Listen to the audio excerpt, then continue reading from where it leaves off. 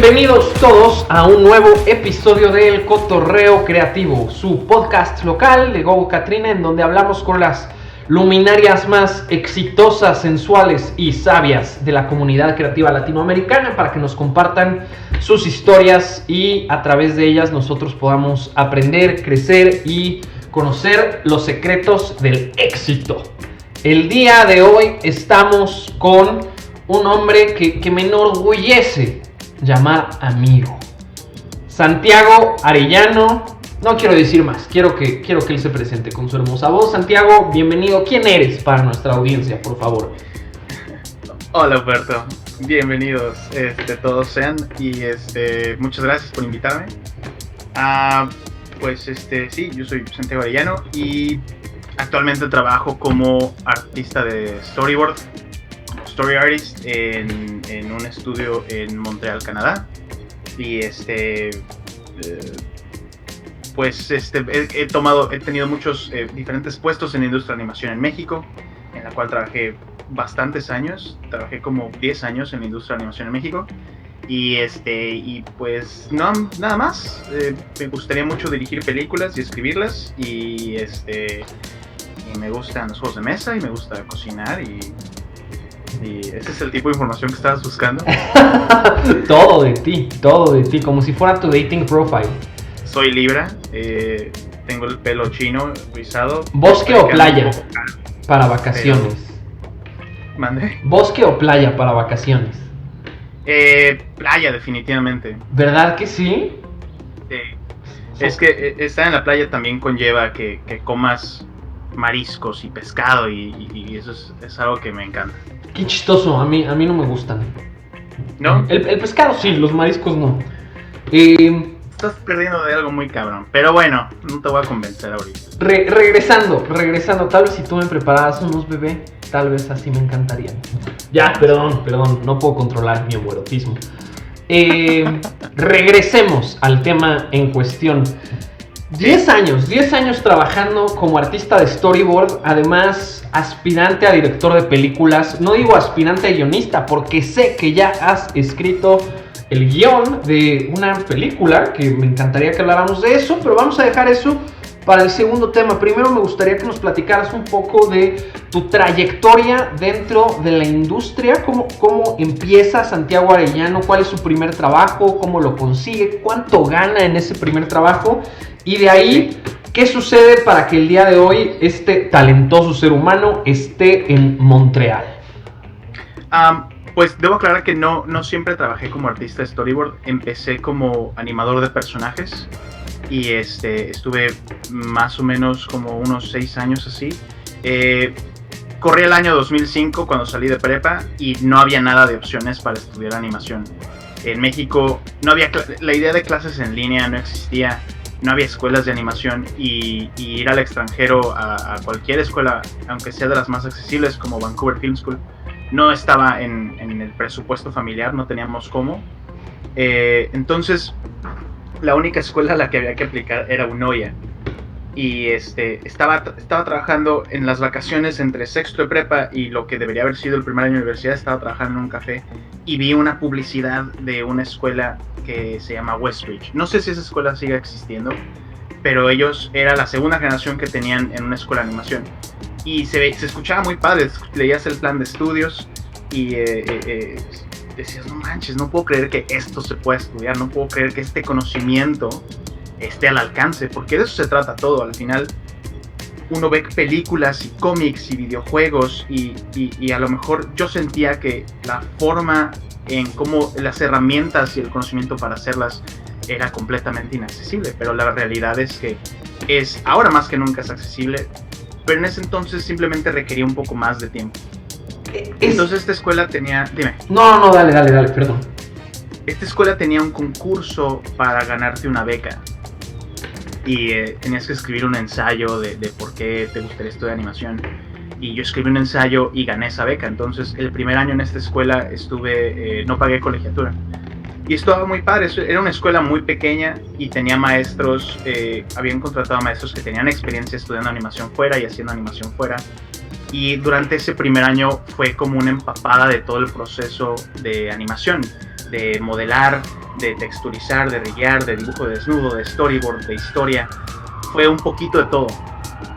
Y me salí de esa escuela al año siguiente, en parte porque siempre he sido pésimo estudiante y me distraje mucho, y también porque la escuela también no estaba, había caído un poco, y los maestros que sabían hacer las cosas, que tenían ese conocimiento, ya no estaban. Un año después las cosas mejoraron un poco en la economía de mi familia, y se presentó el chance de ir a Animation Mentor, que según yo recuerdo fue la primera escuela de animación en línea, y enseñaban animación de personajes CG. Y como era lo único y que tenía como que había al alcance, pues sí, tomé esa oportunidad.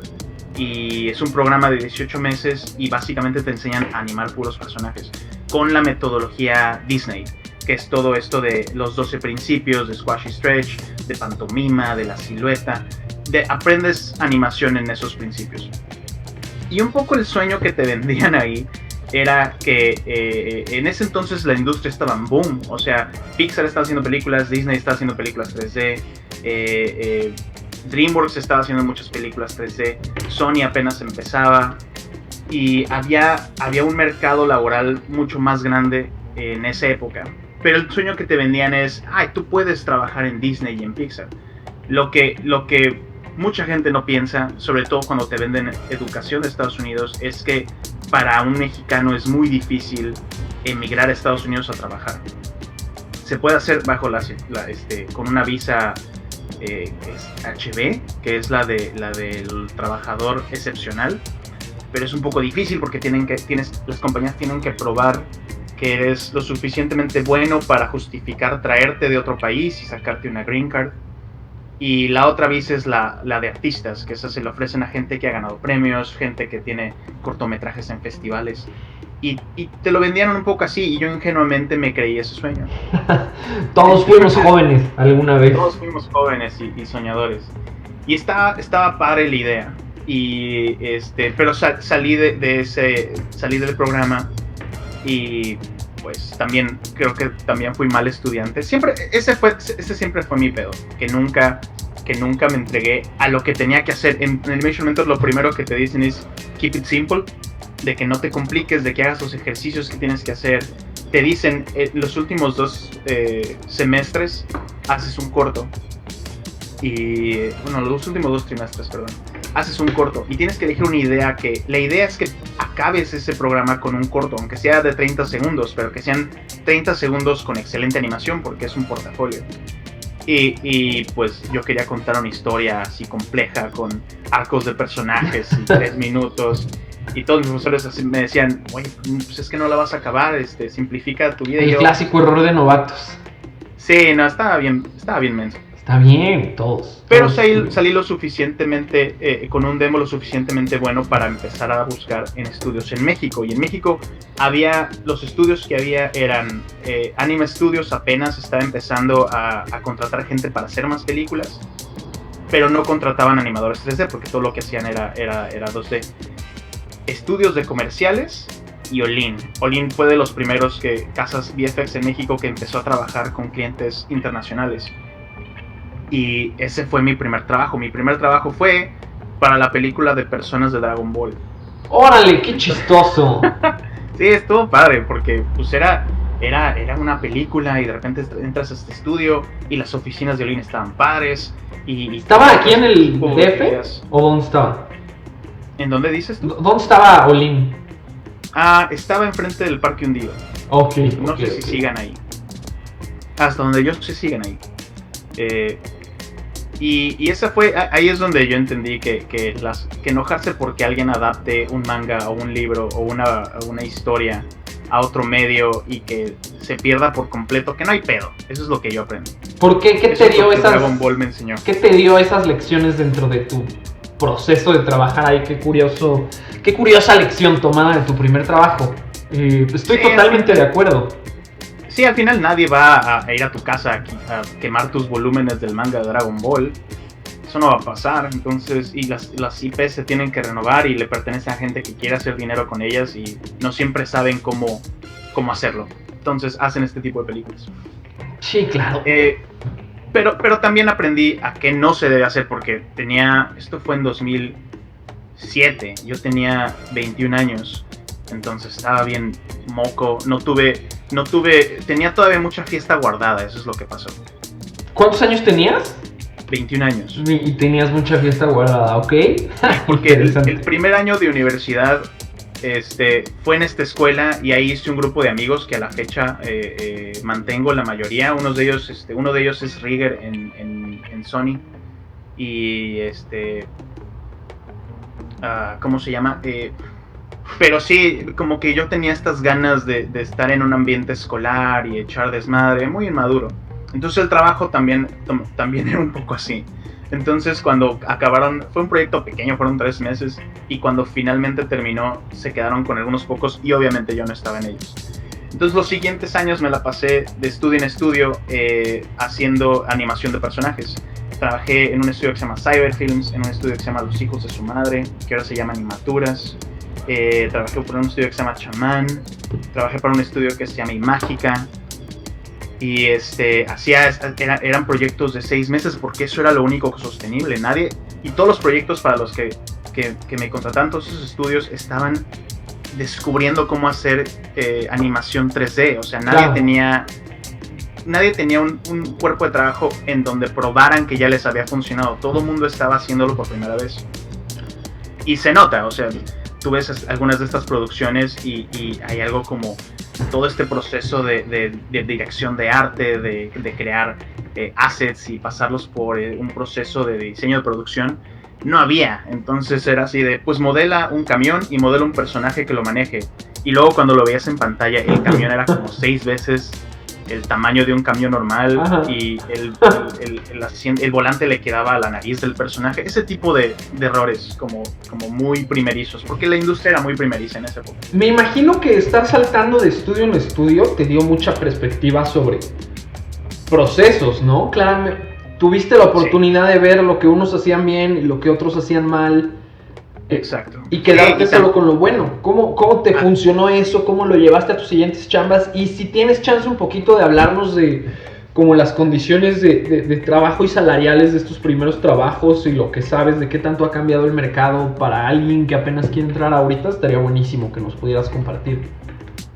Pues sí, ese es yo siento que esa experiencia es súper valiosa porque ves los pitfalls más comunes en los que cae la gente. Ves los errores, las cosas que asumen, las cosas que toman por hecho, las cosas que no preparan. Y al final te das cuenta que muchas veces la falta de visión, la falta de trabajo en equipo, de entender que es un proceso colaborativo, es lo que lleva a que los productos que salen de estos estudios no puedan competir a un nivel internacional, no tengan buena calidad. El maldito ego, ¿verdad? Es la maldición de la creatividad mexicana. Un poco lo he visto en los videojuegos. No lo he visto de primera mano tanto en animación, pero he escuchado historias de miedo. Sí, hay mucho y está ligado a un cangrejismo que tenemos infiltrado en nuestro ADN mexicano, que es muy feo. Y en ese entonces, respecto a la duda salarial, todos mis trabajos en Olin eran 15,000 pesos al mes. Oye, que para esa época era un dineral, son como... Sí, en esa época sí estaba bastante bien. Ajustado a la inflación, híjole, debe de ser casi el doble. O sea, estoy hablando muy al chile, pero... No creo tanto, porque ya en esa fecha ya estaba el dólar ya fluctuaba entre los 12 y los 15 pesos. 2007, sí. 2000... Ya eran tiempos de Calderón. Según yo, Calderón, el dólar estaba como en 12, 13... Bueno, pero igual, o sea, te rendían para... Era un buen bar, ¿no? O sea, hoy en día una primera chamba te dan 7,000 pesos, que es... Sí, no, es imposible.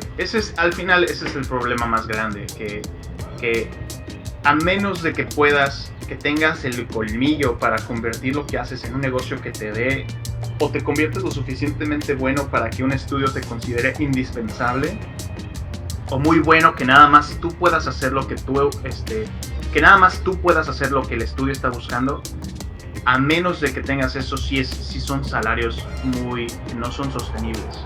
Y al final son salarios muy arbitrarios. Nadie nunca se puso de acuerdo de qué era lo justo. Nadie nunca hizo un estudio de qué es lo que necesita alguien que acaba de salir de la universidad para sobrevivir. Y son salarios muy arbitrarios. Y por ende la mayoría de los artistas están al día. Y no tienen mucha capacidad de ahorro.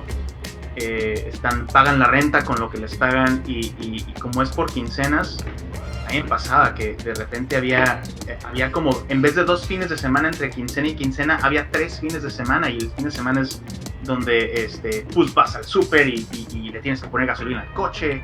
Y aprovechas para salir porque llevas toda la semana encerrado. Entonces es la ventaja de jugar juegos de mesa, que haces un gasto choncho, pero te da días y días de diversión. Te da diversión, sí, totalmente. Acabo de comprar justamente 2 nuevos que son específicamente para 2 jugadores, para pasar ahorita la cuarentena con mi esposa.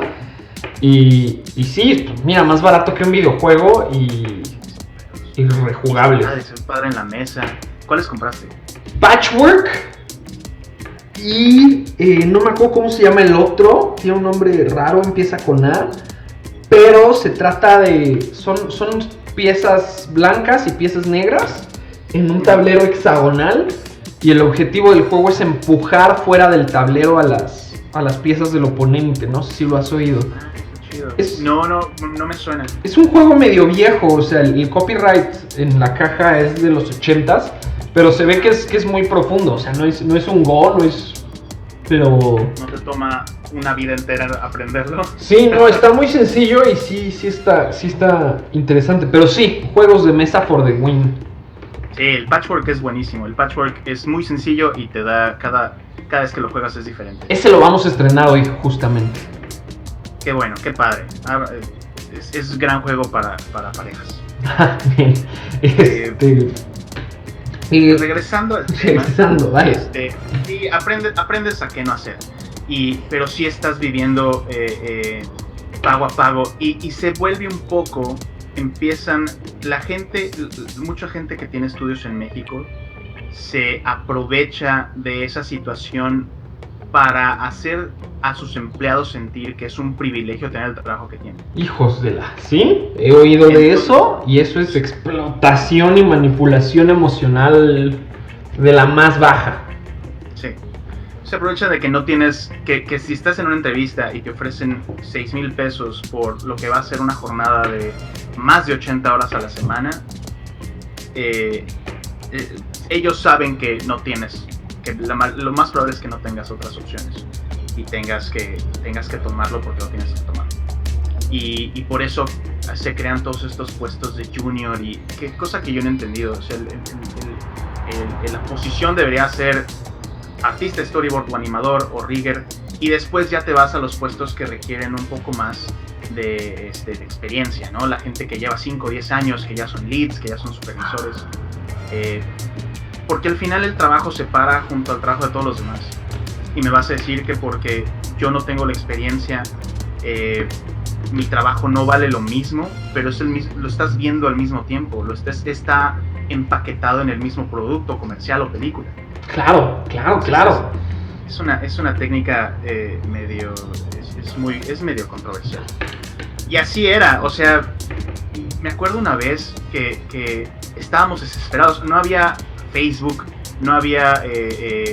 ahorita ya hay un chingo de páginas donde puedes buscar trabajos, hay LinkedIn. Estamos viendo en el futuro, el hecho que la mayoría de los estudios puedan crear una infraestructura para trabajar cada quien en sus casas. Esa es quizás de las cosas, de las pocas cosas buenas que está dando toda esta situación del coronavirus. Pero bueno, en esa época había un foro, ya no me acuerdo cómo se llamaba Portal Ribbon, una cosa así, y ahí posteaban de repente anuncios de, se busca animador, y ahí es donde veías también lo que no se debe hacer. Todo ese conocimiento. Sí me suena, ya. Lo traje al Ideatun. Toda esta idea de, una vez se apareció un post que decía, oye, estamos haciendo una película y una serie y es como un anime prehispánico y habían grabado las voces, habían contratado a la voz de Goku y a todas las voces que conocimos de niños, de los doblajes de Intertrack, ya tenían las voces grabadas. Entonces obviamente ahí te endulzaban el oído y todo el mundo lo vio y dijo, no, pues aplicar, porque estábamos súper necesitados de trabajo y no había muchas oportunidades. Y entonces la lección es que sonaba demasiado bueno para ser verdad. Y me acuerdo que llamamos al director y luego él nos dijo que íbamos a entrevistarnos con el productor, que íbamos a ir al estudio de animación, y un amigo y yo, nuestras entrevistas eran al mismo tiempo, entonces decidimos ir juntos y fuimos a un lugar alejadísimo de todo. Como tuvimos que ir a Metro Cuatro Caminos y de ahí tomar un camión que manejó 1 hora. ¡Wow! Estábamos así como por donde está Mondoé, pero más a la izquierda. ¡Órale, qué miedo! Llegamos a una como unidad habitacional que se veía la verdad bastante descuidada, y ahí donde la casa donde nos iban a entrevistar era la casa más rascuacha, y así, y cuando tocamos el timbre llegó nadie nos contestó, y yo le estaba diciendo a mi amigo, ¿sabes? Esto está medio de miedo. ¡Nos van a matar aquí! Sí, esto podría acabar como una historia, una película de terror. Y le hablamos al director y vino, le dijo, para colmo, el director cuando le hablamos estaba dormido. Y dijo, sí, cierto. Ahorita yo le hablo al productor y le digo que ya se lance. Y casi le digo, qué pedo. Entonces le habla al productor. El productor llega y es un güey así, que se ve que es empresario, que se ve que tiene lana, pero no sabe nada de animación. Y nos pasa a esta casa y nos dice, sí, aquí van a estar las compus, aquí va a estar la cafetería, aquí te vas a hacer tu café. Y eso era simplemente... o sea, desde que entras, desde que yo vi hasta donde estábamos manejando, y dije, esto no va a pasar. Pero ingenuamente, porque nos necesitábamos trabajar. Porque quieres creer. Quiero creer que hay una forma de ganarse la vida de esto. Y me acuerdo que él nos entrevistó. El güey no tenía ni idea de los términos que estábamos diciendo. Éramos animadores de personajes, era como, pues sí, yo estoy acostumbrado a animar en IK y NFK, y el güey escribiendo lo que entendía, que escuchaba, y claramente no es alguien que esté versado en la industria que dices pertenecer a. Entonces, y esto pasó muchísimas veces. Al principio nos dice, ok, ¿cuánto quieres ganar? Y ya yo dije mi cantidad, ¿no? ¿Qué dijiste? La cantidad. En ese entonces yo sí dije, pues yo ya había trabajado en Olin. El pedo fue que lo de Olin acabó y pues pasamos mucho tiempo sin trabajo. Pero dije, 15,000 pesos al mes está bastante bien, creo que es doable. Creo que el trabajo que hacemos vale porque, pues digo, éramos súper novatos, pero no lo hacíamos mal. Claro. Y el cuate nos dice, ok, ahí les va. Y yo dije, sáquese. Ahí les va. Ya sabes que va a estar mal. Ya sabes lo que viene.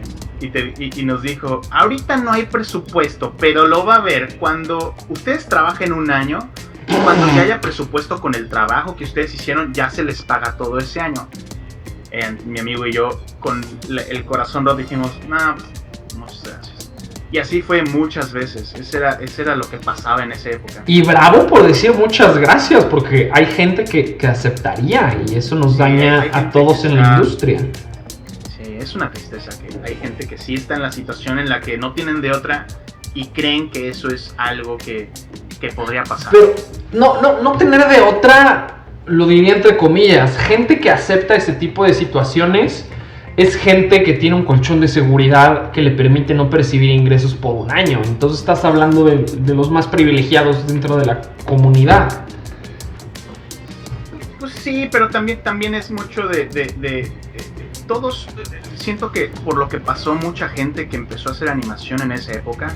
Y esa es otra, los estudios de animación de esa época los dueños eran gente que de plano ahí sí no había cómo aprenderle.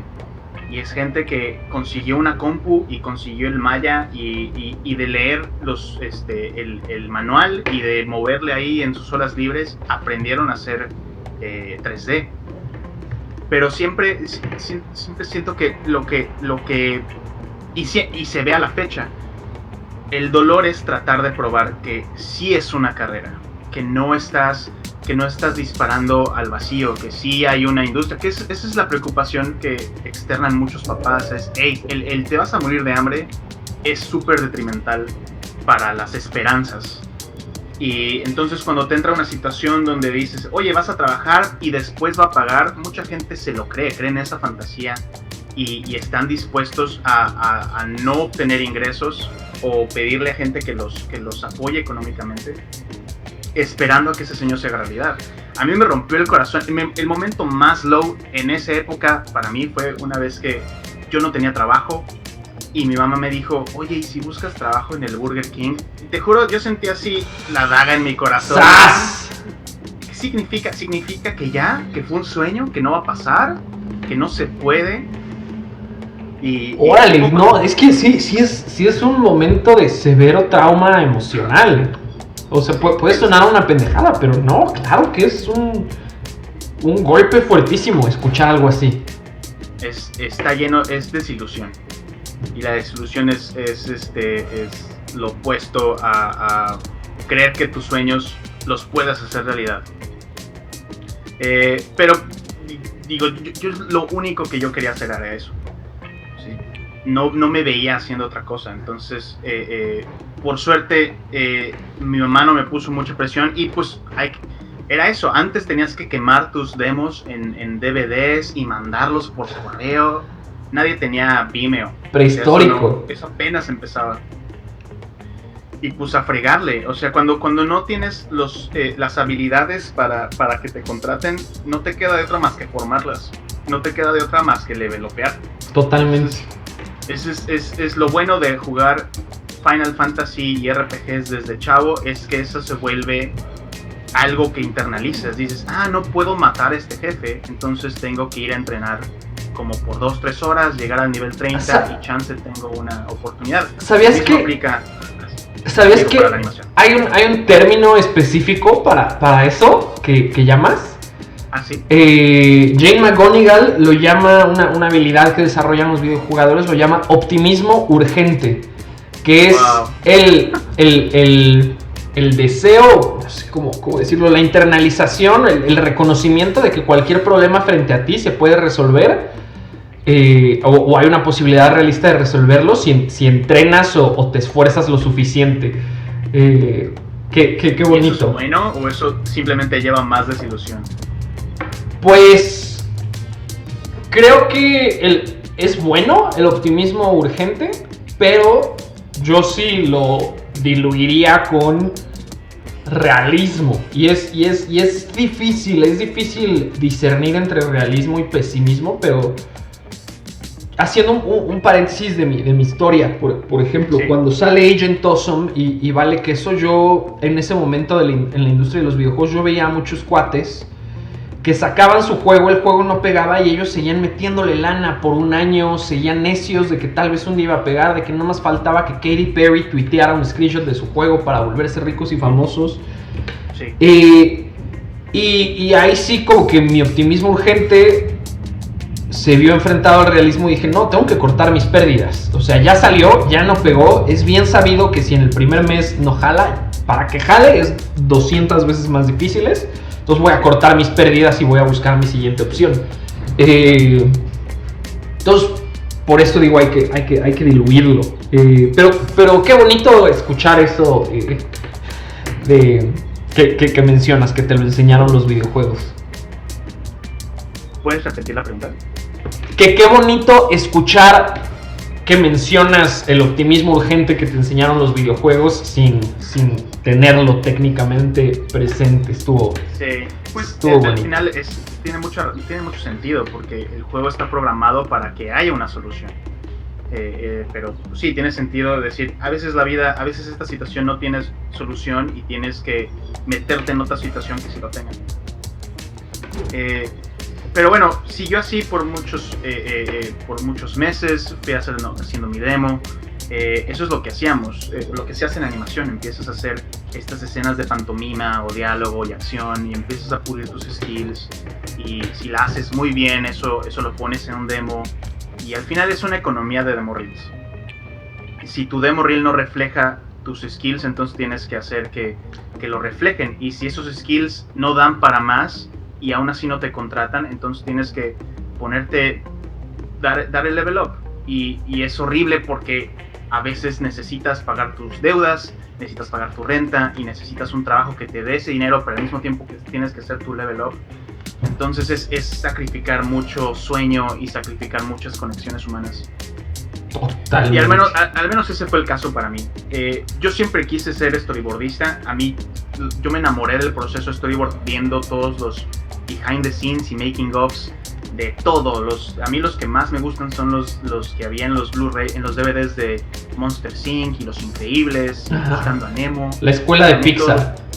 Sí, ese para mí, mi sueño era trabajar en Pixar. A mí Toy Story, cuando salió, yo dije, esta es la cosa más cool del universo. ¿Era? ¿Ya no es? ¿Te gustaría o ya no te gustaría trabajar en Pixar? Si me lo ofrecen, por supuesto que tomaría la oportunidad. Siento que como lo veo completamente lejos, como sé que la competencia está cañona, al menos es un... Pues no lo pospuse, simplemente sé que esa no es la prioridad y que hay, esa es otra. Me tomó mucho tiempo entregarme al proceso que estaba viviendo en el momento. Por orgullo, por hubris, o como quieras llamarle, muchas veces en muchas situaciones laborales yo estaba con un pie fuera. Porque en mi ego yo pensé que merecía mejores cosas, que yo daba para más. Y como pasa con la vida poco a poco te empieza a dar tus madrazos y te saca el aire y te corta las piernas y te dice, no cabrón, la vida no es así. Al menos eso es lo que me pasó. Y tienes que darte cuenta de la situación en la que estás, qué está disponible para ti. Y no importa que tu sueño es inalcanzable. Si tu sueño suena muy inalcanzable, si mi sueño es dirigir una película, como lo haces es divides el hacer esa película en muchos pequeños pasos y los vas tomando. Entonces nadie dirige una película de nada y si quieres aprender a escribir esa película tienes que pasar por el proceso que te va a tomar escribir esa película. Por eso con lo de Ideatoon, El Báculo de las Nubes, Grimalkin, la gente me pregunta, oye, ¿qué pasó con eso? Porque yo creo que hablábamos de eso como si ya estuviera produciéndose, pero la realidad es que mis habilidades como guionista no dan todavía para escribir ese guión como se debe. Y eso es, pero trabajo en él constantemente. Ahorita Abril es quien es la coescritora de Báculo. Porque ella le entendió muy bien y ella tiene una gran ojo y una gran nariz para las historias y es quien está como ayudándome a convertir a los personajes en personas, cosa que para mí es muy difícil de hacer. Pero bueno, regresando al tema, pasó muchos estudios así. Después entré a un estudio que se llama Cyberfilms. Ahí es donde empecé me ganaba lo suficiente como para comprarme una Cintiq. Todavía vivía con mi mamá y pude hacer ese tipo de inversiones. Me compré una Cintiq, bajé mi versión pirata del Storyboard Pro, me leí todo el manual y empecé a hacer mis storyboards por mi cuenta y empecé a aprender bien cómo storyboardear. Y la única forma en cómo tienes que aprender es, necesitas dos cosas: necesitas hacer storyboards y necesitas alguien que sea tu barómetro, alguien que te diga que también estás a un nivel... un mentor. Un mentor, ajá. Pero también sirve tener, creo que fue LeSean Thomas en el Pixelator, no me acuerdo si fue el que dijo, todos en la vida necesitamos alguien a quien aspirar, un mentor. Necesitamos ver a la gente que está a nuestro lado. Necesitas gente que sea como un rival amistoso. Ajá. Necesitas ese tipo. Por algo en el anime shonen lo ponen. Siempre hay. Importante. Tener esa persona que está viviendo lo que estás viviendo, pero no estás solo en ese viaje. Y estás como compitiendo de una forma amistosa con esas personas. Y también necesitas ver cómo viene la generación que está atrás de ti. Qué cosas tienen ellos que tú no tuviste y cómo eso te va a poner en una posición quizás en donde por más que tengas 10 años vas a ser obsoleto a lo mejor. Sí. Yo lo veo, o sea... Tienes que estarte actualizando todo el tiempo. Cabrones. ¿Mande? Tienes que estarte actualizando todo el tiempo. Sí. Sí. El momento que dices, nuevo medio, creo que voy a pasar, estás muerto, cabrón. Estás muerto y el tiempo empieza a contar. El momento que dices, Photoshop, ya no vamos a hacer esto tradicional, no, ya, sáquese. Olvídate.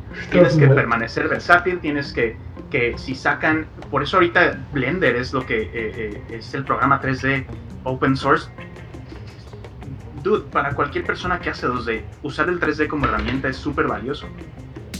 Y yo me imagino, Umbi, que el proceso de storyboard, yo como lo veo en el futuro, es que por ejemplo, ahorita hacemos el storyboard, hacemos un montón de dibujitos y después los artistas de layout traducen esos dibujos y ponen las cámaras en los sets 3D y planean el blocking y la acción. Así es como se trabaja. Yo imagino que eso podría fusionarse en un solo trabajo y todo a través de VR. Yo veo lo que están haciendo los artistas VR ahora. Hubo alguien que se echó una escena de Spider-Verse él solo en 2 semanas, pero no la animó y luego texturizó y luego renderió las cosas. No, VR ya es tal cual, estás creando la imagen ahí mismo, no pasa por ningún otro proceso. Y que una persona pueda hacer una escena que alcanza a matchar esa calidad que tiene la película en 2 semanas, ¿qué te dice eso de la herramienta? ¡Qué locura! ¡Qué verdadera locura! Y bueno... Ese es mi caballo en esta carrera de cómo va a evolucionar la industria de animación. Pero bueno, regresando al tema, empecé a hacer mis storyboards, trabajé en un estudio que se llama Cyber Films. No hay que irse tan lejos, me gustaría quedarnos aquí tantito, porque es muy real, es importante hablar del futuro.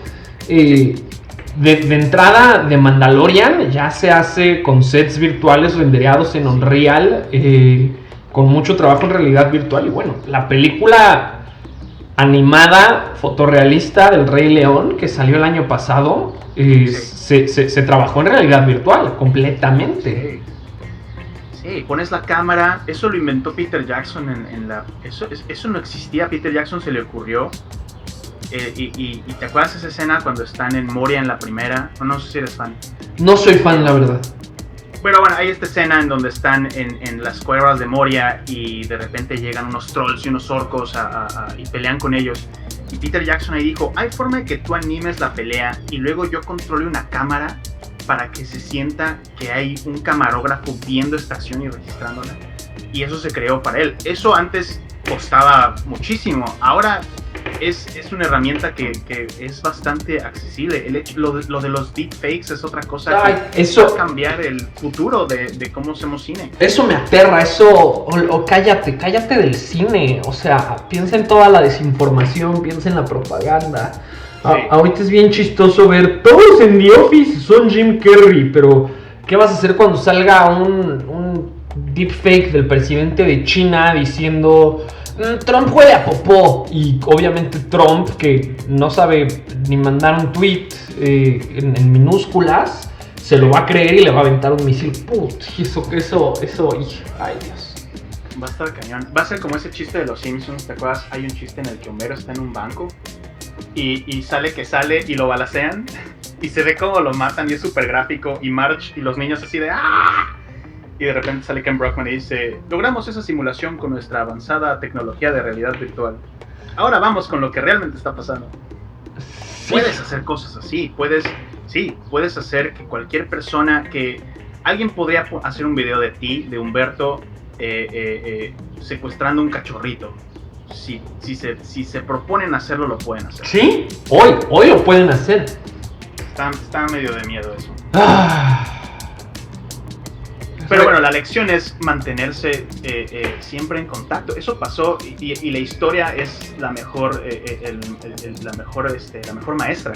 Eso pasó en los 2000s, cuando la gente empezó a transicionar del 2D al 3D. Cuando llegó Toy Story y Pixar y ellos eran los chicos nuevos del barrio y que están haciendo las cosas cool y sus películas empezaron a hacer mejor negocio que las de Disney.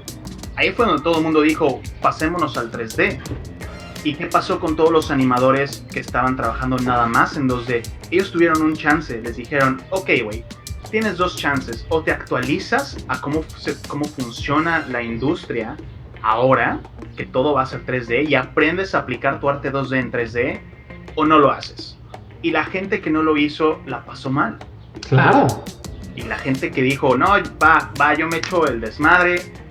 Porque al final no lo haces porque extrañas, por nostalgia, porque dices, ay, la animación tradicional, esta cosa, pero al final es un nuevo medio. Y ve cuánto ha pasado de que empezó ese rush de películas CG a ahorita que estamos ya empezando a experimentar con render que no es realista.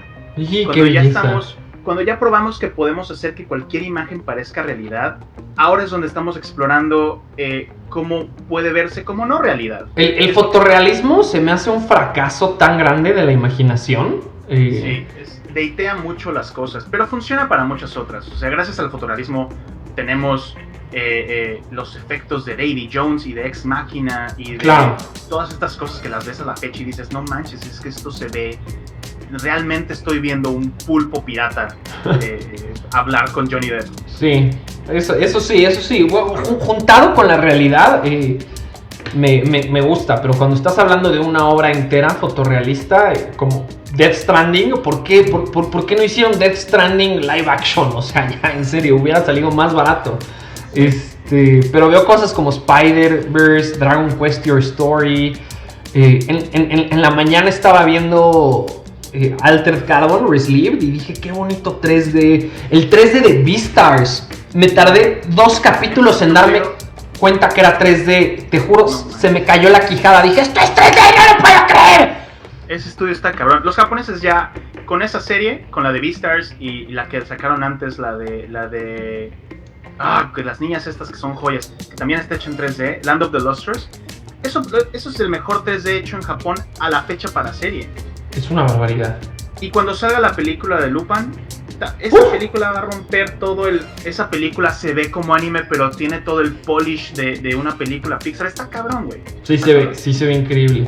Les tomó un rato, pero los japoneses ya están diciendo, chance, el 3D es una herramienta y no es una forma de destruir nuestras ilusiones. Ok, la podemos usar como herramienta, como lo que es una herramienta. Oye, nos quedan ya 20 minutitos. No manches, yo siento que apenas voy empezando un video. Me gustaría desviarnos tantito hacia el proceso del escritor, porque llevas años trabajando en uno o en más guiones. Quiero que nos hables ahora como de estos proyectos de pasión, qué les has metido, qué te han quitado y qué te han dado, como por ejemplo tu guión, ¿no? ¿Qué es lo que te cuesta trabajo? ¿El Red Barchetta? ¿Cómo se llama? Red Barchetta, me encantaría que nos platicaras de eso, del proceso y justamente de lo que te ha dado y también lo que te ha quitado por lo que le has dado. Sí ha sido un viaje muy personal porque para mí lo mejor es el hype y una vez que ya acaba el hype es muy difícil que yo me sostenga. Entonces lo mismo pasó con Red Barchetta. Red Barchetta es una canción de Rush. Yo le hice, quiero hacer un video musical de eso y yo me enseñé a storyboardear haciendo el animatic de ese video musical. Y pasó por muchas revisiones y ahí es donde ya entendí el quehacer diario del artista storyboard. Pero se volvió algo de lo que yo hablaba y la gente me daba feedback positivo y con ese feedback positivo a mí me bastaba. Entonces literalmente pasó al final, así como en Rescatando al Soldado Ryan, que de Matt Damon joven sale ya como él de viejito. Pasaron años y ese video musical no estaba hecho y pasé años sosteniendo ese corto nada más con pura labia y ese es simplemente es una muestra de cómo soy yo en realidad, de que es muy difícil terminar cosas. Pero me doy cuenta pero lo que me pasaba es que empezaba a decir, se me ocurre esto para hacer un corto, tengo esta otra idea, pero decía, no güey, ahí tienes el Red Barchetta, ya tiene un animatic, ya hay gente que conoce. Hubo un rato que cuando tenía dinero para invertir en él, contraté a alguien que hiciera un logo y contraté a un director de arte para que hiciera unos fondos de prueba. Entonces es a lo que quiero regresar. De hecho, Red Barchetta ahorita estoy echando de poco a poco el layout 3D de que se requiere para hacerlo. Y pues es eso, es comprometerse al proceso, y eso es lo que me faltaba, es comprometerme a las cosas y no distraerme como Homero Simpson, uy, un perro con la cola peluda, y te vas. No, güey, eso es lo que yo me estoy forzando ahorita a hacer, a acabar las cosas. Y de Báculo, la realidad es que ahorita Báculo está, es crear una historia para una película puede ser un proceso tan raro y tan alquímico que no sabes qué es lo que te va a llevar al oro. ¿Cuántos años llevas? Báculo lleva en mi cabeza desde 2008. A mí se me ocurrió la idea, estaba acampando con unos amigos, estábamos en Amecameca, en Puebla, vi que las nubes estaban mucho más cerca del cielo a lo que yo estaba acostumbrado en el DF, y se me ocurrió una imagen de un niño moviendo un báculo y un monstruo de nube. Eso es con lo que empecé. Y de ahí fue como un muégano en mi cabeza. Yo estaba añadiéndole cosas y quitándole cosas, y de repente este lugar era México, y de repente eran 2 hermanas. Y cuando salió la convocatoria del Pixelatl, tenía suficiente material en mi cabeza para bajarlo y que fuera una historia que se pudiera contar. Entonces la verdad es que es eso, yo me estoy enseñando a escribir historias y guiones con Báculo. Al final creo que nada más aprendes a escribir esa historia, y cuando sea otra historia tienes que desde cero empezar a aprender cómo escribirla.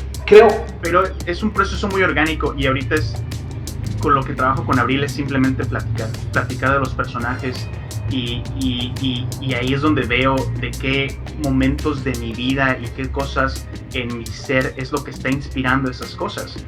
Entonces tienes que respetar el derecho que tienen estas historias de volverse su propia cosa, y dejar de pensar que son tus OCs o es una historia optimista, y simplemente ver lo que tienes enfrente y contar la historia bien como lo que es, y tratar a los personajes como personas.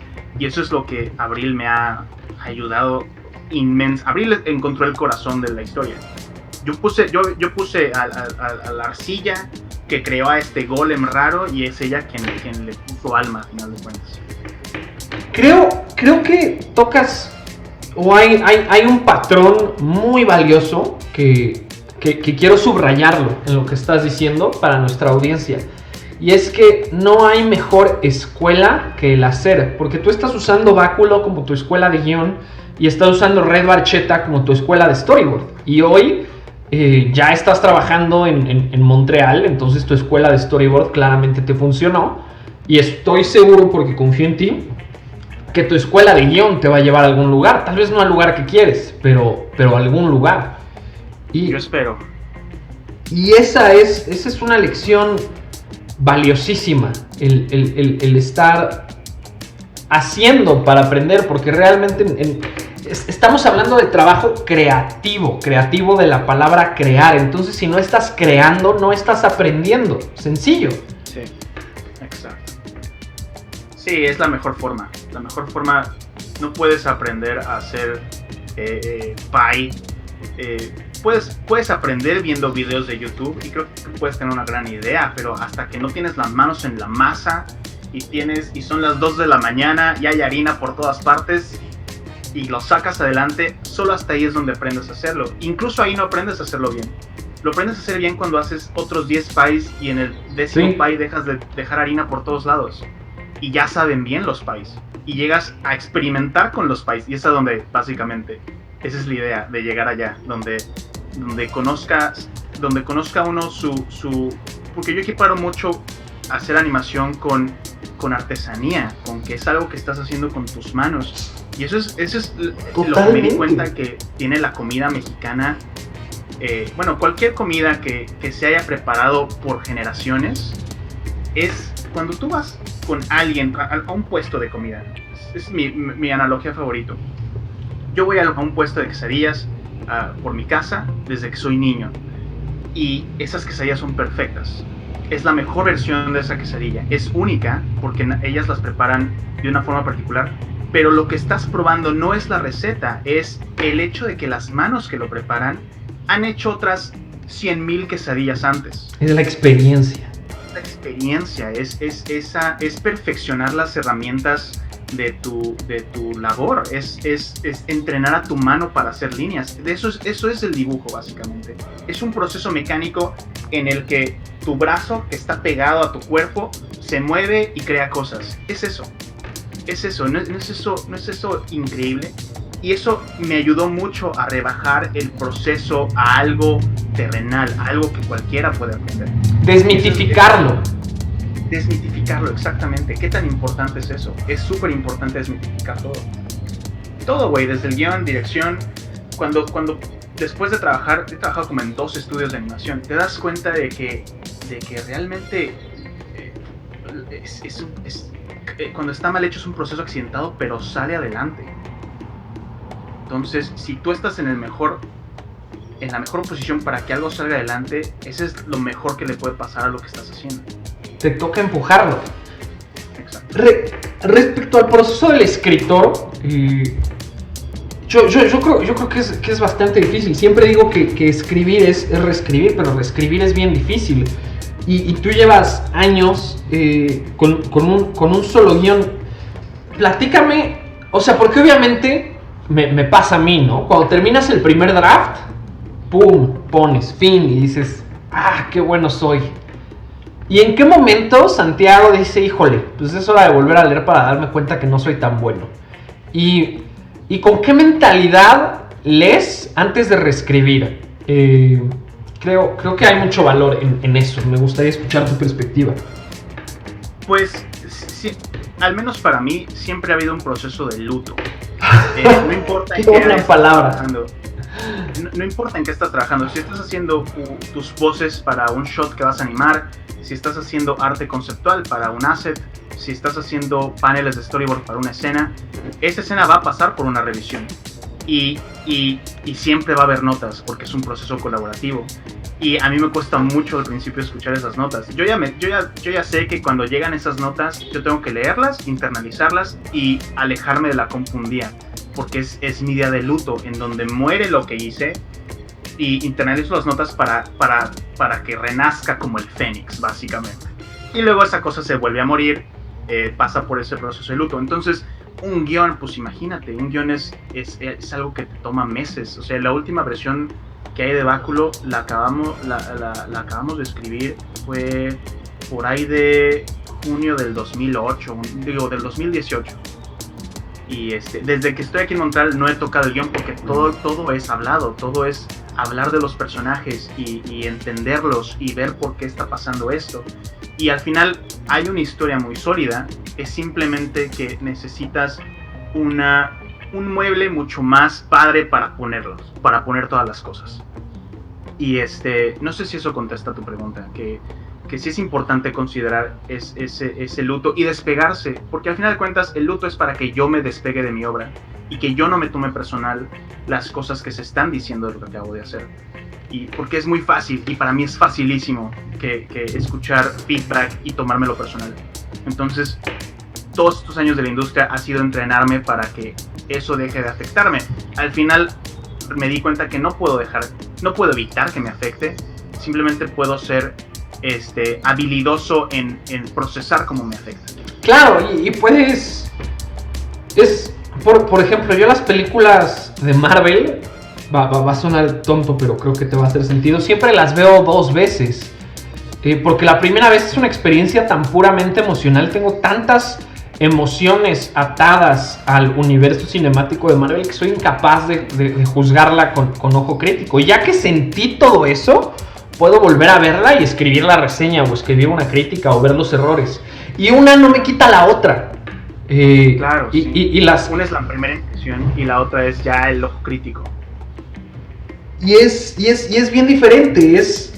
O sea, es un estado mental diferente cuando ves algo para entretenerte y cuando dices, voy a poner a Megalobox lo pongo de referencia porque lo estoy haciendo ahorita, con mi libreta a un lado para tomar notas, para entender la estructura, para ver qué puedo tomar de aquí, llevármelo a mi proyecto, etcétera.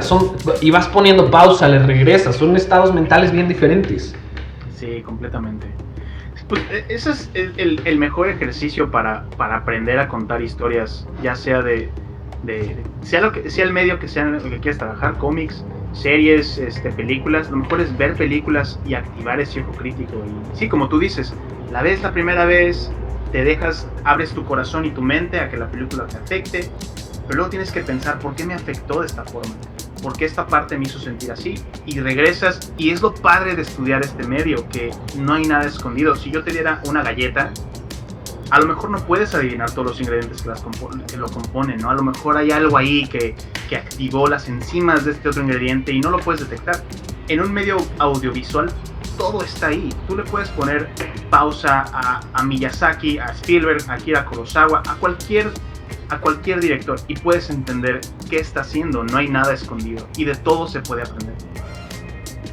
Totalmente. Sí, es súper valioso eso.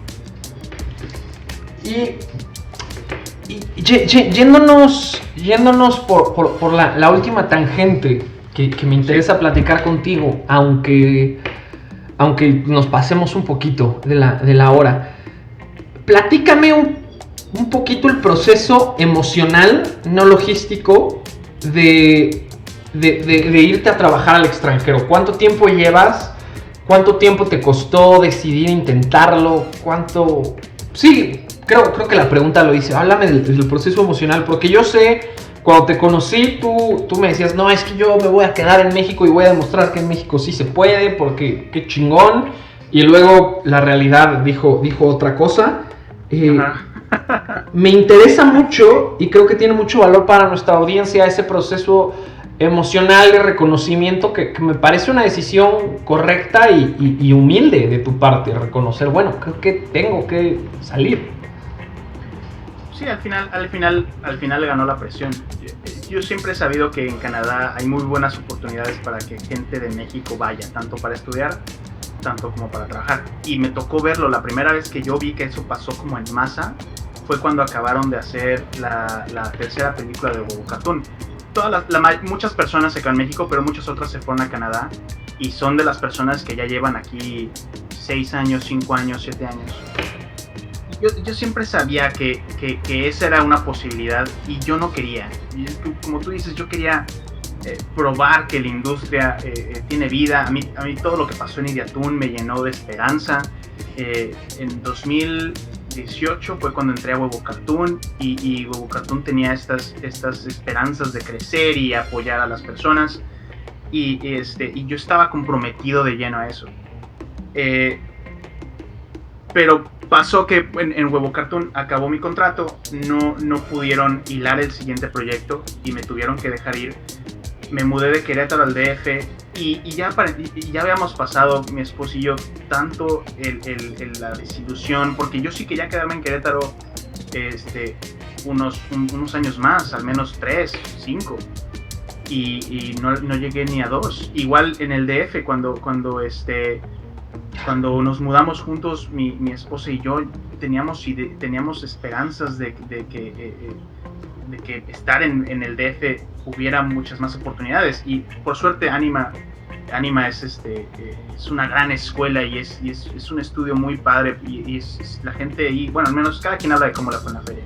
El tiempo que yo estuve ahí estuvo muy padre, pero cuando llegó la oportunidad de crecer, pues la tomé con la esperanza, pero al final te das cuenta de que es muy difícil. Al final esa es la lección principal que yo tomé de eso, que en una industria de servicios globalizada es muy difícil sostenerse, y que los únicos que tienen gente contratada de tiempo completo, aunque no haya presupuesto o no haya proyectos, son muy pocos. Entonces regresamos al DF todos descorazonados. Yo estaba tomando freelance a distancia, pero no estaba ganando lo suficiente, y regresé al cuadro número 1. Regresé a ganar menos de lo que estaba ganando cuando estaba en Olin. 2 presidentes después, y una crisis después, y inflación y todas esas cosas, y ahí fue donde ya ganó la presión. Y ganó. Es una historia que cuento. Una vez estábamos bien fregados de dinero, habíamos regresado al departamento que antes rentábamos, y como que estábamos apenas pensando para pagar la renta, y se me antojó comprarme una cerveza, unas papas, y ponerles limón y Valentina a las papas, y no me alcanzaba para eso, cabrón. Órale, qué pesado. Y ahí te das cuenta que, o sea, ¿cómo es la gente que tiene hijos, la gente que cuida a familiares enfermos, gente que tiene que pagar deudas? O sea, esto no es sostenible. No es sostenible. Hubo un momento donde estaba trabajando, tenía 4 trabajos diferentes. Estaba en Anima, estaba en otro estudio, estaba dando clases, estaba haciendo freelance en mi casa. Y te quemas y empiezas a descuidar. Si no lo haces bien, empiezas a descuidarte a ti mismo. Yo empecé a descuidar mis relaciones personales. Y todo se fue abajo. Y entonces al final la presión fue, ya no tenía más esperanza. Y ahí fue donde coincidió que había un evento de reclutamiento de Cinesite y que vienen mucho al DF y bueno, vienen mucho a México y porque están buscando ahorita Canadá, Montreal es donde el gobierno está invirtiendo mucho en subsidios y donde están contratando gente y pues sí, al final ganó eso y fue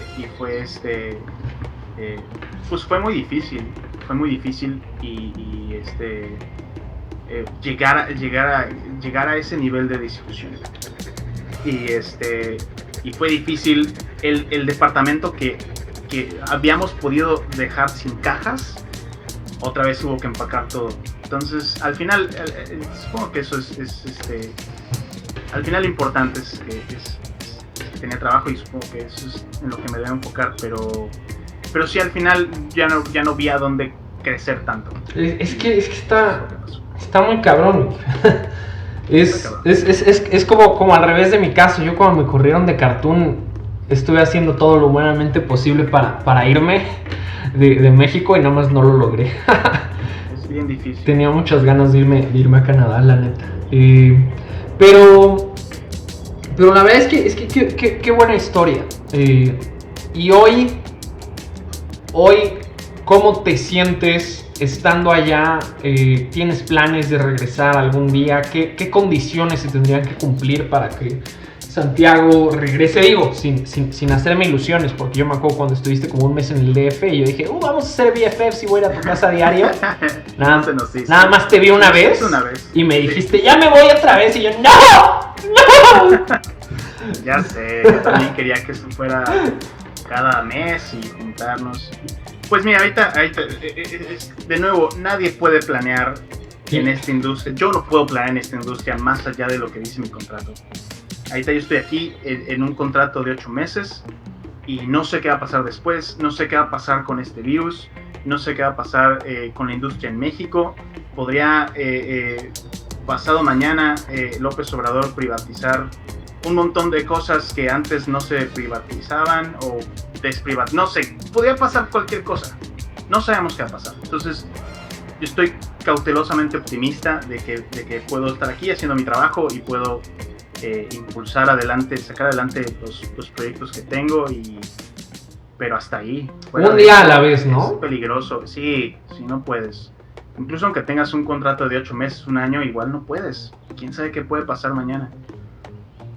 Esto que estamos viviendo es irreal. Yo jamás pensé que viviría para pasar algo así. Lo del virus.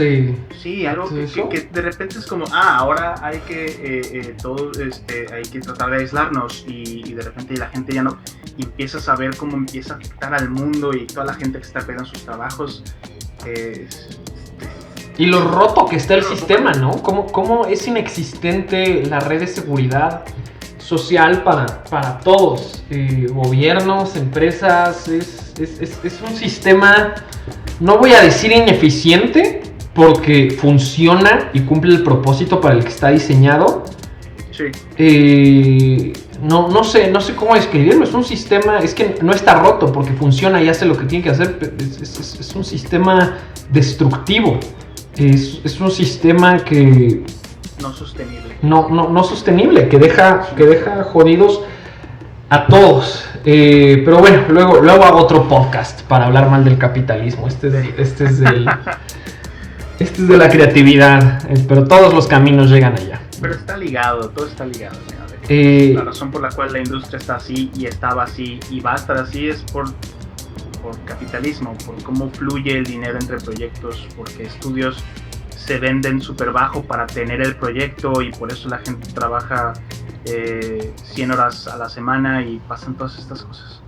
Sí, me da un buen de coraje, digo, para cerrar el punto. O sea, el hecho de que alguien, tú, yo, cualquier artista diga, quiero dedicar mi vida a crear arte, a crear un juego, a crear una película, a crear X o Y, ¿por qué tengo que demostrar que se tiene que ganar dinero antes de poder hacerlo? ¿Por qué tengo que arriesgar mi vida para eso?